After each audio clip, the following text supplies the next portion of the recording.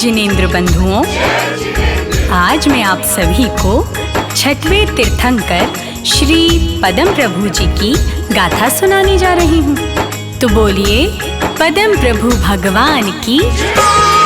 हम ज्ञान के तरवर से लेकर के छाया आते हैं, ज्ञान की छाया लाते हैं। हम पद्म प्रभु भगवान की पावन कथा सुनाते हैं, हम गाथा गाते हैं।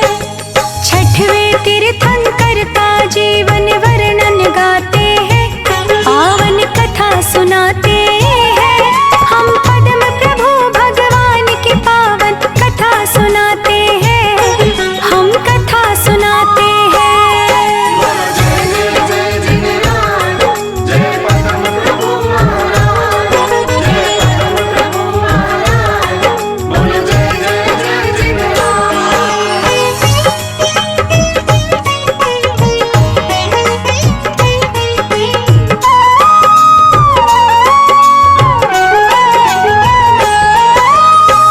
हमारी जिनवाड़ी की महिमा अपार है, क्योंकि इसमें सभी तीर्थंकरों का जीवन सार है।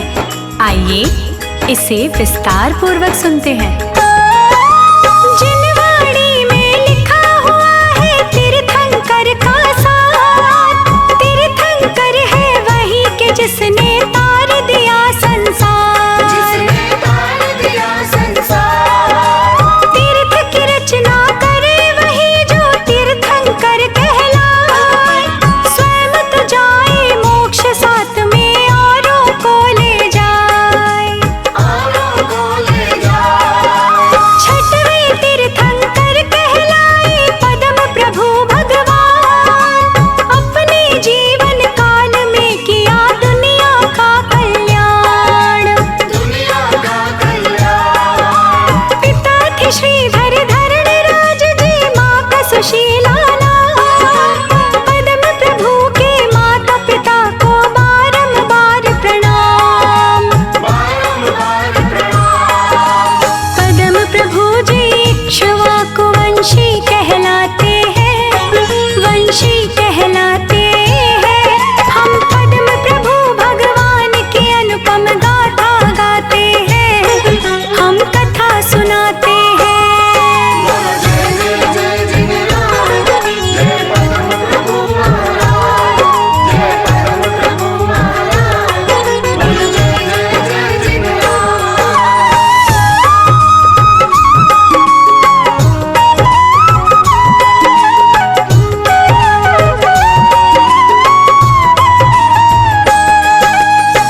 कार्तिक कृष्ण पक्ष की 13 को कौशाम्बी नगर के श्रीधर धरण और माता सुशीला के घर में जन्म लेते हैं। एक दिन भोगों से विरक्त होकर पद्म प्रभु जी जाकर दीक्षा धारण कर लेते हैं। जम्बू द्वीप कौशाम्बी नगरी पुण्य धरा कहलाए, जहाँ जिनेंद्र पद्म प्रभु के चरण पड़े हैं आए, चरण पड़े हैं आए। माघ कृष्ण षष्ठी का दिन था अति उत्तम पावन। ऋतु से निंदित हुई सुशीला लग रही मन भावन, लग रही मन भावन। राजा धरण के परिणय से फिर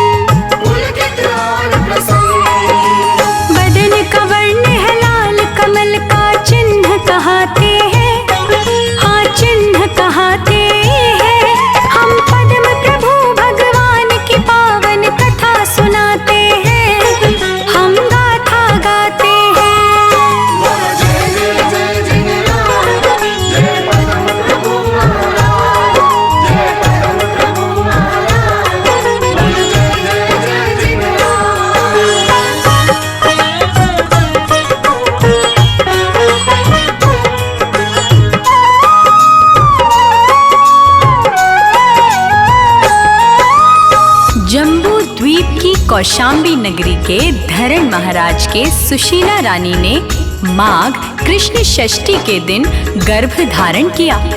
कार्तिक कृष्ण त्रयोदशी के दिन पुत्र रतन की प्राप्ति होती है। जन्मोत्सव के बाद इन्होंने उनका नाम पदम प्रभु रखा। लालन पालन हुआ लाड से राजमहल के बीच, रानी सुशीला ममता के जल से रही लाल को सींच। पदम प्रभु जी बढ़ने लगे थे जैसे चंद्र समान, रैन समान केश थे उनके मुखड़ा सूर्य समान। गोल कपोल है अधर गुलाबी, नैन कमल से फूल। पदम प्रभु जी कर लेते थे हर मौसम अनुकूल। हुए किशोर जो पदम प्रभु जी हुई अनोखी बात, एक हादसा देख उन्हें सब आया पिछला याद। बंधे हुए हाथी को देख के दुखी हो जाते हैं, वो दुखी हो जाते हैं। हम पदम प्रभु भगवान की पावन कथा सुनाते हैं, हम गाथा गाते हैं।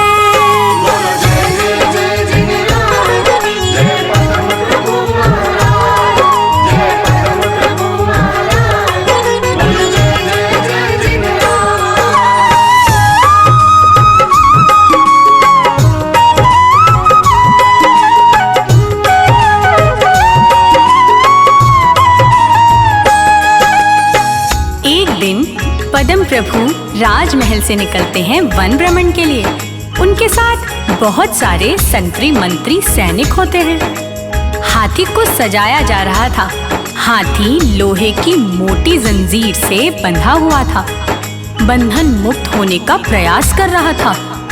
चिंगाड़ रहा था, अपनी सूंड से प्रदर्शित कर रहा था कि उसे बंधन पसंद नहीं है और वो बंधन मुक्त होना चाहता है।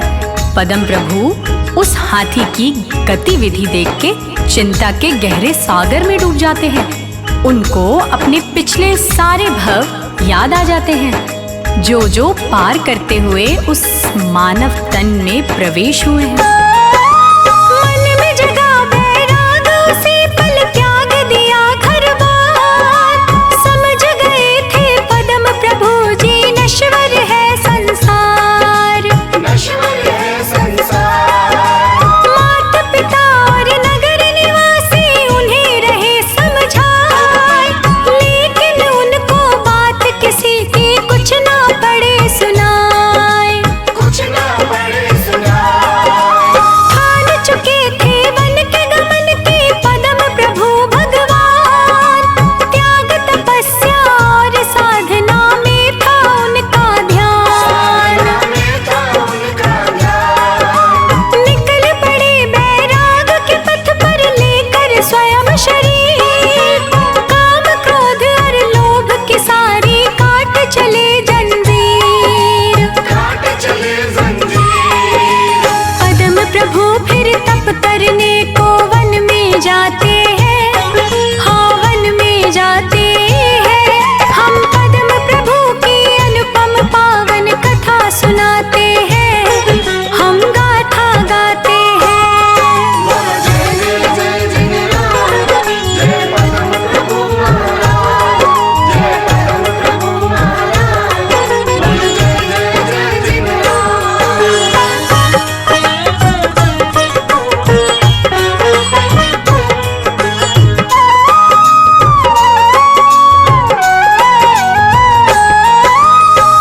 जब वो बंधे हुए हाथी की मनोदशा देखते हैं तो उनको अपने पूर्व भवों का ज्ञान हो जाता है, जिससे उनके मन में वैराग की भावना आ जाती है।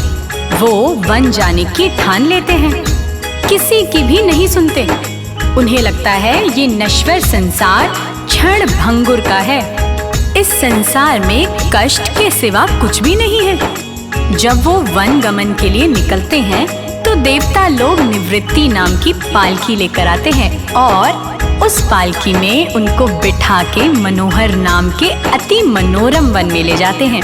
पद्म प्रभु ने कार्तिक कृष्ण त्रयोदशी को दीक्षा ली थी। बंधे हुए हाथी को देख के हुआ भवों का ज्ञान, तप करने को निकल पड़े थे पद्म प्रभु भगवान। चले पालकी बैठ पद्म प्रभु छोड़ राज दरबार। नश्वर था नश्वर ही रहेगा ये नश्वर संसार। यहाँ कष्ट के सिवा मिले ना कभी कहीं आराम। ये कष्टों का लंबा सफर है जहाँ नहीं विश्राम। जाके मनोहर वन के अंदर प्रभु लगाए ध्यान। पद्म प्रभु भगवान ने पाया यहीं पे केवल ज्ञान। चैत्र शुक्ल के पूर्णिमा के दिन ज्ञान वो पाते हैं, हाँ ज्ञान वो पाते हैं। हम पद्म प्रभु भगवान की पावन कथा सुनाते हैं, हम गाथा गाते हैं।